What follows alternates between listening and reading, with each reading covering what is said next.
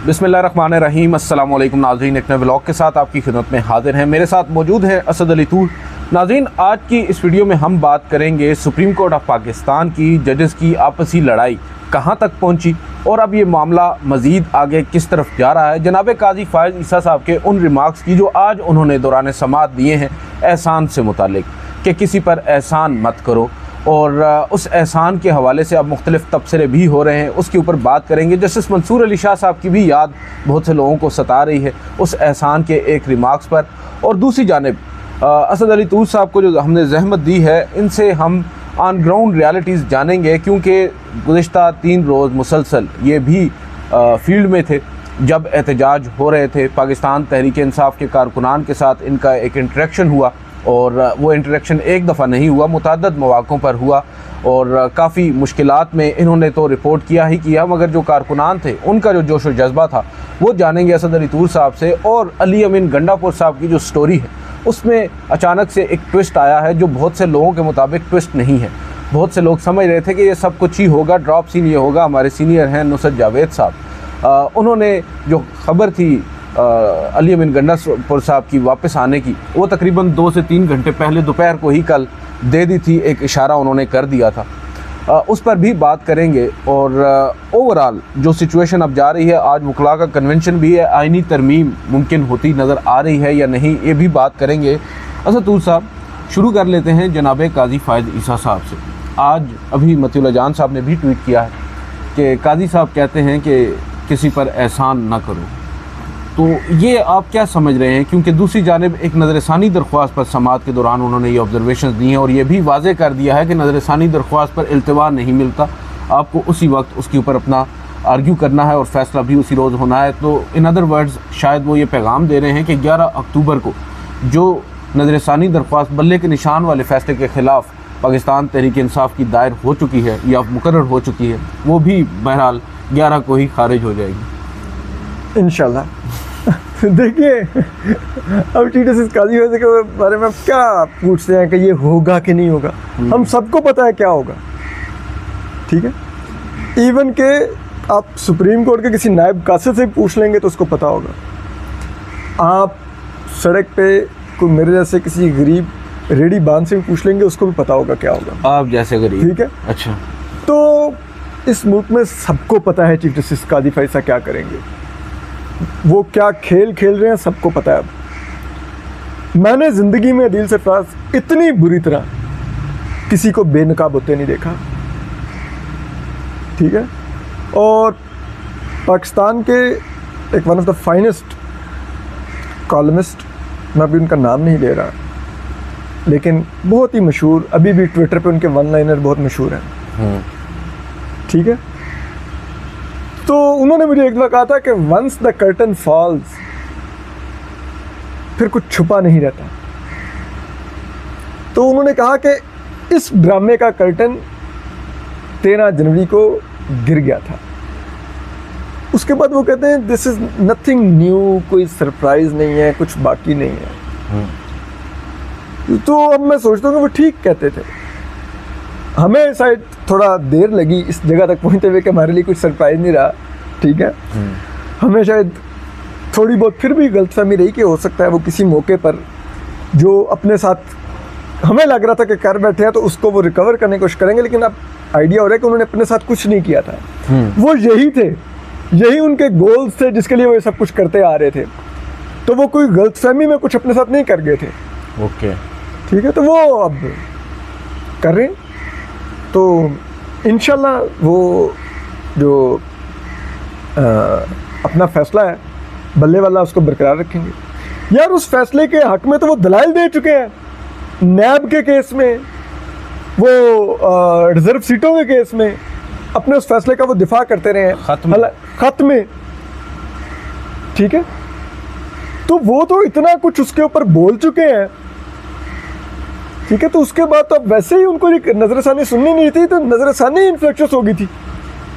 जो उन्होंने pearls of wisdom झाड़े हैं पिछले कुछ अरसे में मुख्तलिफ केसों में, इस केस के बारे में जिसकी नज़रसानी अभी पेंडिंग थी, और वो मुंह खोल के वो सब कुछ उसके बारे में कहते रहे हैं कि जिसके बाद अब नज़रसानी मेहनत तो वैसे ही इन्फ्लेक्शस हो चुकी थी, गैर मौसर हो चुकी थी।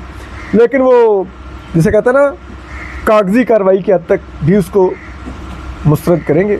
तो वही होना है, इसमें कोई सरप्राइज वाली बात ही नहीं है। क्या है अच्छा, मुझे वो एहसान वाली बात जब मैंने पढ़ी ना, तो मुझे उसमें एक तासुर ये मिला कि शायद आप पर भी उन्होंने बहुत से एहसान किए हैं, उनको ये लगता है। एक मौके के ऊपर मुझे याद है, मैं और आप थे, हम लोग एक और टेकिंग में उनके पास खड़े थे, तो आपसे एक उनका बड़ा मुख्तसर सा मुकालमा हुआ था और मुस्कुराते हुए उन्होंने कहा था कि ये शुक्रिया बड़े गलत वक्त पर अदा करते हैं।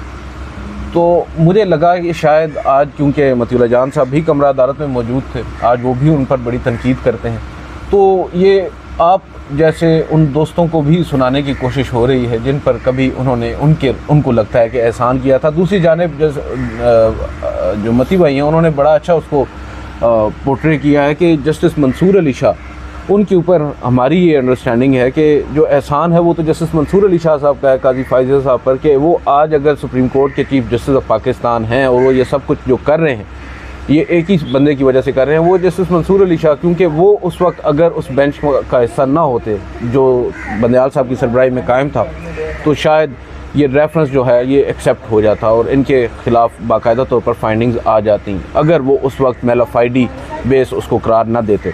तो अब जस्टिस मंसूर अली शाह साहब के साथ जो हो रहा है वो भी हमारे सामने है। उनका नोटिफिकेशन आज जनाब काजी फाइज़ साहब की वजह से ही नहीं हो रहा ना, अदरवाइज़ अगर ये चाहते तो ये नोटिफिकेशन 2 माह पहले हो जाता।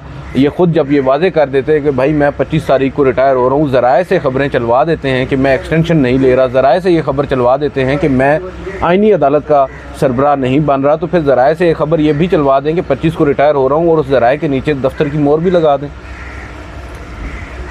देखिए, आपने एहसानात की बात की, पहले एहसान तो दिल से प्राउड में बहुत कुछ इस पर कह सकता हूँ। बहुत कुछ हमने देखा है, बहुत कुछ का सामना किया, ठीक है। और उस फिल्टर कर दीजिएगा प्लीज़। उस सब की वजह उस दौर में चीफ जस्टिस काजी फाइज़ साहब, उस जस्टिस काजी फाइज़ साहब थे, यही थे, ठीक है। लेकिन कम से कम मैं वो कम ज़र्फ़ नहीं हूँ कि वो सब कुछ गिनवाऊँ। चलें उसको छोड़, ठीक है। तो अब आ जाते हैं जस्टिस मंसूर अली शाह पर, जो कुछ उन्होंने किया है। आपको पता है ये लाहौर में रजिस्ट्री में बेंच बना के वहाँ पर इन्होंने जस्टिस मंजूर मलिक को ये वापस दायराए मोमिनीन में लाए, ठीक है। क्योंकि पहले फैसले में जस्टिस मंजूर मलिक चीफ जस्टिस काजी फाइज़ साहब की अहलिया मिसेस सरीना ईसा को FBI भिजवा चुके थे, ठीक है। ये जस्टिस मंसूर अली शाह थे जिन्होंने सब कुछ किया। 3 जजेस को मैं बहुत क्रेडिट दूंगा जिन्होंने काजी साहब के लिए बहुत एफर्ट्स की इनको बचाने के लिए। एक जस्टिस सरदार तारिक मसूद थे, वो पहले बेंच से पहला बेंच तोड़वाया उन्होंने, जस्टिस अगर वो रिक्यूज़ ना करते तो शायद बेंच ही वही रहता, ठीक है। तो उनकी एफर्ट्स आपको माननी चाहिए। फिर जस्टिस मंसूर अली शाह, उन पर तो उस वक्त के अटॉर्नी जनरल अनवर मंसूर ने इल्ज़ाम लगा दिया था कि हमें पता है काजी साहब की ये पिटीशन आर्टिकल 184(3) की तैयार किसने की है, ठीक है। यानी कि वो इल्ज़ाम लगा रहे थे कि जस्टिस मंसूर अली शाह ने तैयार की है, ठीक है। और वही जस्टिस मंसूर अली शाह बहुत से जजेस को ये आमादा करते रहे कि हमें काजी फाइज़ साहब को बचाना है, ठीक है। और वो बचाने में कामयाब भी रहे। जस्टिस मकबूल बाकर का भी बहुत एफर्ट थी, ठीक है, उन्होंने भी बहुत काम किया, ठीक है। तो अब देखा जाए तो जस्टिस मंसूर अली शाह के साथ क्या कर रहे हैं जस्टिस काजी फाइज़ साहब, वो उस इस्टेब्लिशमेंट का साथ दे रहे हैं, वो उस हुकूमत का साथ दे रहे हैं जो जस्टिस मंसूर अली शाह को चीफ जस्टिस नहीं देखना चाहती। मेरा तो ख्याल है ठीक है, साहब भी नहीं देखना चाहिए। तो वही है ना, वो अब उसका हिस्सा है ना, वरना वो ये 63A का फैसला करके केस लगा के बेंच इस तरह का बना के फैसला ये वाला देते, वो ये फैसला 26 अक्टूबर पर भी छोड़ सकते थे, ठीक है। आपको मालूम है इस टाइम जस्टिस मंसूर अली शाह और चीफ जस्टिस काजी फाइज़ साहब में बोलचाल भी बंद है, ठीक? तो वो जो हज़रत अली अलैहिस्सलाम कहते थे कि जिस पर एहसान करो उसके शर से बचो, अगर आप चीफ जस्टिस काजी फाइसा को देखें और उन पर लोगों के एहसानात को देखें और फिर जिन जिन के एहसानात हैं उनके ऊपर, उनके साथ इनके चीफ जस्टिस बनने के बाद क्या हुआ और ये खुद क्या कुछ उनके साथ कर रहे हैं, तो आपको यकीन कीजिए, आपको जैसे कहते हैं इस कॉल के ऊपर वैसे भी हम सबका यकीन है, लेकिन आप कहें कि इसके बाद तो ईमान ले आया इस कॉल के ऊपर, ठीक है। तो जस्टिस असर मिल्ला देख लीजिए, उन्होंने क्या साथ नहीं दिया, ख़ासतौर पे जब धड़े बन गए थे, ठीक है, वो खड़े रहे, वो इस साइड पर, वो जब चीफ जस्टिस उमर बदयाल होते थे वो उस धड़े में नहीं गए, वो इधर खड़े रहे, ठीक है। चाहे इलेक्शन मैटर हो चाहे दीगर मामलात हो, उन लोगों ने इनका साथ दिया, ठीक है। फिर आप इससे आगे आ जाइए, जो ये जस्टिस मोहम्मद अली मदर और जस्टिस हसन रज़ा रिजवी थे, चीफ जस्टिस उमर बंदयाल का धड़ा सबसे पहले टूटा ही इनके दौर में था, क्योंकि ये लाइन क्रॉस करके इस साइड पर आ गए थे, बिल्कुल सही, वरना उनका 8 रुकनी धड़ा बरकरार था, बिल्कुल सही, ठीक है।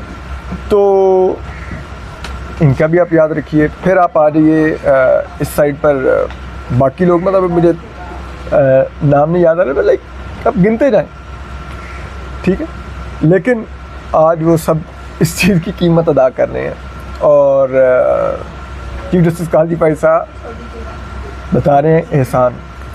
अब मैं ज़रूर ये जानना चाहता हूँ कि इनमें से किसी पर चीफ जस्टिस काजी फाइसा बताएं कि उन्होंने क्या एहसान किया है। नहीं, मैं ठीक है, मुझे तो नहीं कम से कम कुछ याद आता कि इनमें से कोई किसी इम्तिहान में आया और चीफ जस्टिस काजी फाइसा ने उनके लिए कुछ किया हो।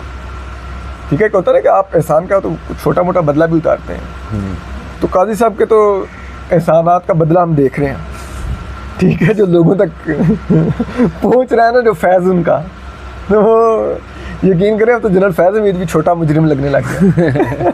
अच्छा, मुझे ये बताएं, आईनी तरमीम की बात हो रही है और हमें तो नज़र आ रहा है कि जनाब काजी फाइसा साहब की भी ख्वाहिश है कि ये आईनी तरमीम हर सूरत होनी चाहिए। उसमें उन्होंने जो फ़ैसले दिए हैं, जो उन्होंने ऑब्जर्वेशंस दी हैं, वो हमारे सामने हैं।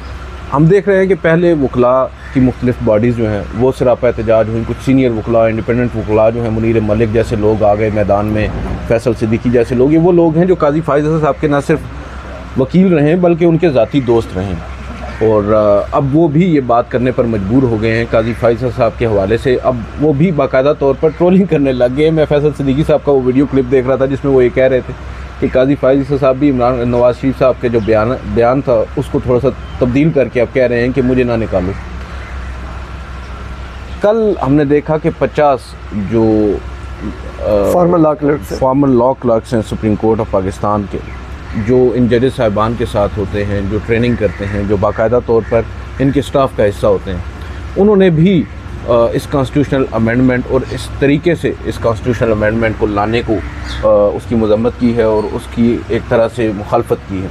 तो आपको लगता है कि सुप्रीम कोर्ट में जिस तरह का बैकलैश हम देख रहे हैं, विद इन जुडिशरी हम देख रहे हैं कि तमाम ही जो स्टेक होल्डर्स हैं वो अब ये समझते हैं कि ये आइनी तरमीम जो है ये गैर आइनी तरीके से लाई जा रही है और इसके जो मकासद हैं वो गैर आइनी हैं, लिहाजा इसको पास नहीं होना चाहिए। गो कि हमें नज़र आ रहा है कि पास तो ये होगी, नंबर्स बाज़ाहिर पूरे हो गए हैं।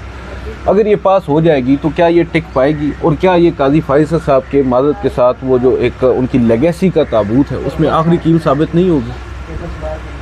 मेरे ख्याल में उनकी लेगेसी में ये आखिरी कील साबित नहीं होगी, क्योंकि वो माशाल्लाह हर आए दिन एक ऐसी नई, वो जैसे कहते हैं ना, वो फरमाते हैं हरकत, कि आपको लगता है कि नहीं यार, अच्छा हमें तो लग रहा था कि शायद ये वो इस मुकाम पर आ गए कि इससे नीचे नहीं जाएंगे, लेकिन वो हर दफ़ा हमें गलत साबित करते हैं, सरप्राइज़ देते हैं, कहते हैं नहीं भी इससे भी नीचे जगह है, मैं गड़ा खोद के भी नीचे जाऊंगा, तुम लोग फिक्र ना करो। तो उनकी लेगेसी क्या है यार, मतलब 13 जनवरी के बाद क्या लेगेसी है उनकी? कोई मुझे बताए ना इधर खड़ा होकर कि 13 जनवरी के बाद उनकी ये लेगेसी है।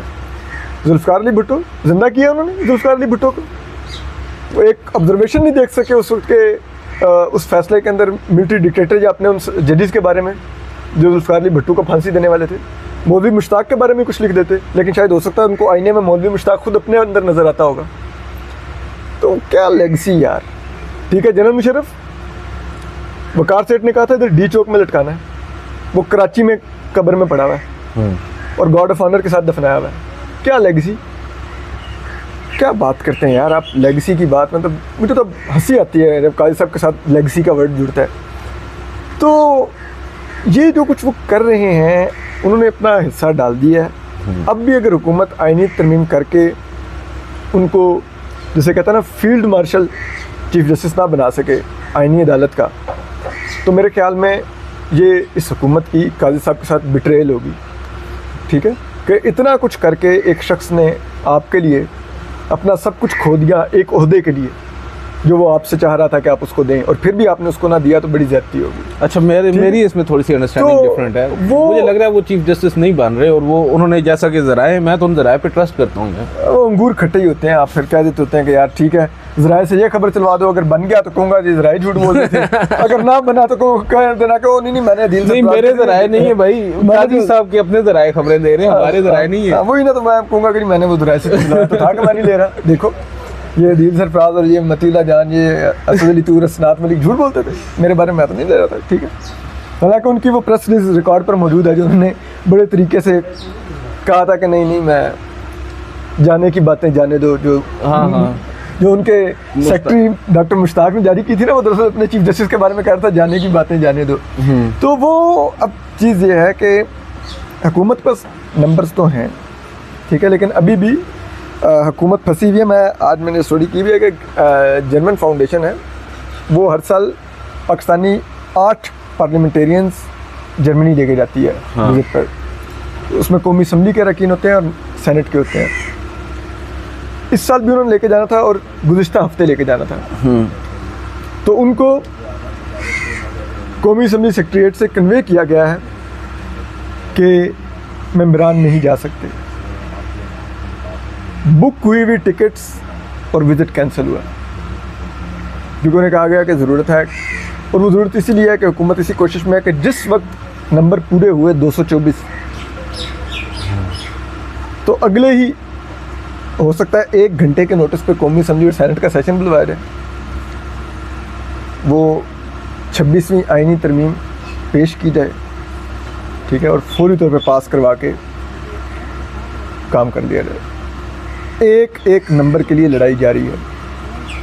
और जो सबसे दिलचस्प बात यह है कि सुना है कि हुकूमत के 2 अपने भी भाग गए में। अच्छा, ठीक है, तो वो फिर तो it's not a very easy game. लड़ाई जारी है, अचीव होता है टारगेट के नहीं, ये अगले कुछ दिनों में क्लियर हो जाएगा। बिलावल भुट्टो साहब ने 25 अक्टूबर डेडलाइन रख दी है कि 25 अक्टूबर से पहले अगर हम चीफ जस्टिस काजी फैसल को नवाजने में कामयाब रहे तो फ़ाइन, ना नवाज सके तो फिर उसके बाद हम कुछ इसमें नवाजना तो उनके लिए भी मेरे ख्याल से वर्ड मुनासिब नहीं होगा, उनके लिए भी सर्वाइवल की जंग है। उनको भी मालूम है शायद जो मकासद वो 25 से पहले हासिल कर सकते हैं वो 25 के बाद नहीं कर सकेंगे। ज़ाहिर बात है, मफादात तो हर एक के अपने होते हैं। हम अगर यहाँ पर भी इसमें भी क्रेडिट अगर काजी फैसल साहब को दें तो ये बिलावल लोगों के साथ ज़्यादती होगी, कुछ तो उनके हिस्से में भी डालें ना सर चीज़ें। अच्छा, जो प्रोटेस्ट हुआ है, आपने तो उसको एक्सटेंसिवली कवर भी किया है फील्ड में। हमारे से थोड़ी सी सुस्ती होगी है कुछ निजी मसरूफियात के बायस, लेकिन आपने वहाँ पर फील्ड में काफ़ी ज़्यादा आंसू गैस खाई है, हमने तो बहुत कम खाई है, और लोगों से इंटरेक्शन किया, उन लोगों के साथ जो कल तक जिनसे आप भागते थे, भागने से मुराद के जो लोग आपके पीछे भागते थे। मुझे याद है एक प्रोटेस्ट हम कर रहे थे तकरीबन 1 साल पहले ही, और कुछ पीटीआई के कारकुनान ने आपको भी घेर लिया था। अब कल क्या आपका वहाँ पर आप कह सकते हैं एक्सपीरियंस कैसा रहा? पीटीआई के कारकुनान को आपने कैसा पाया? क्योंकि अब आंधी आप भी साइड के वो कहते हैं तारीख की दूसरी तरफ आप भी हैं ना, तो यहाँ पर क्या आपको नज़र आया? पीटीआई के कारकुनान का जज्बा जो है वो किस कदर आपको नज़र आया कि इससे ये लोग वाकई में दे मीन व्हाट दे से? अच्छा, मैं एक चीज़ थोड़ी सी करेक्ट कर दूं, मैं लाइन के दूसरी तरफ नहीं, मैं फ्रेंड्स की इनकी पीटीआई की पीटीआई अब लाइन की दूसरी तरफ आ गई। हम तो शुरू से मिलिट्री एस्टेब्लिशमेंट के पॉलिटिक्स के अंदर किरदार के क्रिटिक थे, ठीक है, तो आज भी क्रिटिक हैं, पहले PMLN वाले मार खा रहे थे फौज से तो उनको हम ठीक लगते थे, और तब उन्होंने अब लगता है कि उन्होंने इतनी नहीं खाई। और वो PTI वालों को हम लगते थे कि हम लिफाफे हैं। अब PTI वाले मार खा रहे हैं तो PTI वालों को हम लगने लगे हैं कि हम ठीक हैं। तो वो एक मंजर है, कल को PTI वाले डील करके वापस चले जाएंगे तो दोबारा गालियाँ भी दे लेंगे ट्विटर पे, तो क्या फ़र्क पड़ता है। तो लेकिन जो चीज़ मेरे लिए दिलचस्प थी वो ये थी कि मैं दिन में 3 दफ़ा गया हूँ और मैंने पूरा ये जहाँ पर प्रोटेस्ट हो रहा था कवर करता था। जो मेन स्ट्रीम मीडिया था वो पुलिस और रेंजर्स की सफ़ों के अकब में होता था, और उसकी वजह समझ आती है क्योंकि हमारे मेन स्ट्रीम मीडिया पे दबाव इतना होता है, बेचारे कैसे प्रोटेस्टर्स को आके कवर कर सकते थे। ठीक है, प्रोटेस्टर्स का तो ब्लैक आउट था मेन स्ट्रीम मीडिया में। तो फिर मैं कोशिश ये करता था कि पुलिस वाली साइड पे छोटा सा कवर करके प्रोटेस्टर्स में आऊँ, असल मूड देखूँ ग्राउंड पे वो कर रहे क्या हैं। और उस वजह से वो आंसू गैस भी बहुत ज़्यादा खानी पड़ती थी, जो कि बहुत खौफनाक थी। सच्ची बात है, मेरे लिए कम से कम वो बहुत मुश्किल होता था उस आंसू गैस को बर्दाश्त करना। लेकिन जो चीज़ मुझे हैरान कर रही थी, जो डिटर्मिनेशन PTI के वर्कर्स की थी, जो रेजिलियंस थी उनमें, कि मैं आंसू गैस से मुझे सांस आनी मुश्किल हो जाती थी और मैं बाकायदा गिर रहा होता था, मेरी आंखें नहीं काम कर रही होती थी और मैं उधर से निकलने की कोशिश कर रहा होता था।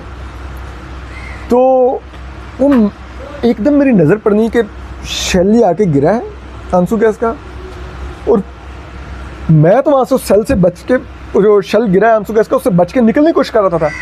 वो PTI वाले खड़े होकर उस शल के आगे अपनी सेल्फियाँ लेने लग जाते थे और उसमें से आंसू गैस, तो मैं हैरान हो जाता था, भाई क्या चीज़ें हो, कहाँ पे पैदा हुए, ये क्या कर रही हो। उनको कोई फर्क ही नहीं पड़ रहा था, वो सेल्फियाँ ले रहे होते थे। मतलब ये पक्के हो गए यार, ये लोग मुसलसल इतने अरसे से अब ये लोग आंसू गैस खा रहे हैं कि इनके लिए तो अब ये एक मामूली सी चीज़ हो गई है। मुझे ऐसे लोग भी, सर मैं तो थोड़ी सी भी आंसू गैस हो ना तो मेरी तबीयत बिगड़ जाती है, मेरी खुद बिगड़ने लग जाती थी। मैं वहाँ से निकलने की कोशिश करता था जब आंसू गैस के सेल लाते थे, लेकिन जाहिर बात है रश इतना था, आप निकल भी नहीं पाते थे। ठीक है, तो आपको आंसू गैस तसल्ली करवाती थी, फिर आप गिरते पड़ते थोड़ा सा शल से थोड़ा फासले पे जाते थे, तो इतनी देर में अल्हम्दुलिल्लाह एक और शल आ जाता था आप तक। तो वो एक आँख में चोली उधर जारी थी। लेकिन मैंने ये ज़रूर देखा कि उस समय मुझे आइडिया हुआ कि PTI के वर्कर लगता है कि अब काफ़ी हद तक इम्यून हो गए हैं सबसे। और वो पहले हम मानते थे कि जमात इस्लामी के लोग बहुत बैटल हार्डन है, जब भी कोई सियासी तहरीक चलती है तो जमात इस्लामी के लोग बहुत टफ टाइम देते थे, मुनज़्ज़म तो वो लोग हैं। और अब शायद जो नज़र आ रहा है, अब PTI के लोग भी शायद उसी तरह वो अब उस सख्त जान हो गए, सख्त जान होते जा रहे हैं। अगर नहीं भी हुआ तो कम से कम काफ़ी तो लगता है कि उनसे भी ज़्यादा हो गए हैं। मैंने तो खुद ये एक्सपीरियंस किया है यार, उस जगहों पे जैसे आप खुद बता रहे हैं कि शैल गिर रहा है, आप भागने की कोशिश वहाँ से कर रहे हैं और ये लोग सेल्फियाँ ले रहे हैं। यही वजह है कि शायद हम देख रहे थे, मैंने खुद ये फील किया है कि PTI के कारकुनान आगे बढ़ रहे हैं और ये निहत्ते हैं, जबकि जो मुसल्लह हमारे एहलकार हैं वो बेचारे पीछे हटने पर मजबूर हो रहे हैं कि इनको कुछ फ़र्क नहीं पड़ रहा। नहीं, मैंने खुद इनके एहलकारों को, सॉरी जो फ़ौज के एहलकार थे, उनको पीछे हटने पर भागने पर मजबूर होते देखा है PTI। वो तो basically scene from my eyes, मैंने इवन के रिकॉर्ड किया, मैंने अपने व्लॉग में दिखाया। मुझे ये लगता है कि फौज ने तो इंटेंशनली वो, क्योंकि वो नहीं चाहते थे कि वो इस तसादुम के अंदर डायरेक्टली हों। आप बिल्कुल ठीक कह रहे हैं, और फौज की यही पॉलिसी होती है क्योंकि फौज ये अफोर्ड नहीं कर सकती। और मेरा डे 1 से, जिस दिन से हमारे क्योंकि कर दिया तो सर फिर बात जो हमारे पास टाउट साथी जो लगे हुए थे, फौज आ रही है, जैसे नहीं वो लगे हुए अब्बू आ रहे हैं, मैं देखूंगा मुझे कौन तंग करता है। वो ना छोटे होते थे, लाइक स्कूल के बाहर अगर लड़ाई होती थी तो मेरे अब्बू भी पिक करने आ रहे हैं, मैं देखूंगा मुझे कॉल किसने किया था, मैं बताता हूँ अभी अब्बू को। तो वो हमारे पास टाउट साफी साथियों की ये हालत थी, अब्बू आ रहे हैं, फौज आ रही है। अभी क्या फौज आ रही है? ठीक है, तो वो जो एक मिथ क्रिएट कर रहा था ना, क्या फौज आएगी तो लग पता जाएगा। ठीक है, तो मुझे पता था कि कुछ लग पता नहीं जाएगा, और वो जब मैंने ऑन ग्राउंड सारा कवर किया तो उसमें भी देख लिया कि वो कुछ नहीं हुआ। वो एंगेज ही नहीं कर, उन्होंने एंगेज ही नहीं किया, बिकॉज ये ऐसे ऑप्टिक्स हैं कि ये अफोर्ड नहीं कर सकता फौज का इदारा कि वो कन्फ्रंट कर सकता सर इस इन हालात के अंदर में। तो वो सारा का सारा वो बहरहाल नफरत तो, मादरत के साथ नफरत तो हम जैसे लोग ही फैला रहे होते हैं। हमसे मुराद जिनका आप अभी जिक्र भी कर रहे थे कि वो लोग खुद ही एक एक्सट्रीम लाइन ले लेते हैं और इदारों को भी उस एक्सट्रीम लाइन पर ले आते हैं और ये तासुर देने की कोशिश करते हैं कि इधर वो हैं इधर आप हैं, खुद बैठकर तमाशा देख रहे होते हैं जब वो दोनों मद्दे मुकाबिल आ जाते हैं। यार अदील, 9 मई को जब PTI के कारकुन कोर कमांडर हाउस, GHQ हर जगह पे घुस गए थे, उस दिन फौज ने गोली नहीं चलाई थी, कन्फ्रंट नहीं किया था, तो आपको लगता है कि वो प्राइम मिनिस्टर ऑफिस या पार्लियामेंट या पीटीवी या सुप्रीम कोर्ट के दिफा के लिए गोली चलाते हैं। और मैंने ये तो वो मारते हैं जिनको तो खुद हमारे फौजी एहलकार माजी में फतह करते रहे हैं। तो इनका उनकी नज़र में वो तकद्दुस नहीं है जो उनकी नज़र में हमने देखे हैं। थोड़ा बहुत जो मैं फील्ड में गया हूँ मैंने देखा है, इवन फौज के साथ भी कन्फ्रंट पीटीआई के लोगों ने नहीं किया। उन्होंने अगर किया है तो पुलिस के साथ भी, इस सूरत में जब पुलिस की जाने से शेलिंग की जा रही थी और वो जवाब में जो भी, बहरहाल ऑप्टिक्स बड़े ही ख़तरनाक थे। मामला अभी फ़िलहाल दबा ज़रूर है, ख़त्म नहीं हुआ। अली अमीन गंडापुर साहब का जो एपिसोड है वो बड़ा इंटरेस्टिंग है, उसके ऊपर फिर हम अलग से बात कर लेंगे। बहरहाल देखते हैं, अब आइंदा आने वाले दिन काफ़ी ज़्यादा अहम है। आज भी जो कन्वेंशन है वकला का, उससे बहुत बड़ी बड़ी चीज़ें सामने आ सकती हैं, क्योंकि आइनी तरमीम जो है मकसद सिर्फ वो है। इसके अलावा इस वक्त हुकूमत का कोई और मकसद हमें नज़र नहीं आ रहा। ये जो एहतजाज था ये सब उसी सिलसिले की कड़ियाँ हैं मुख्तलिफ। आज की इस वीडियो से इतना ही। मुझे असद तूर साहब को इजाज़त दीजिए। अल्लाह हाफ़िज़।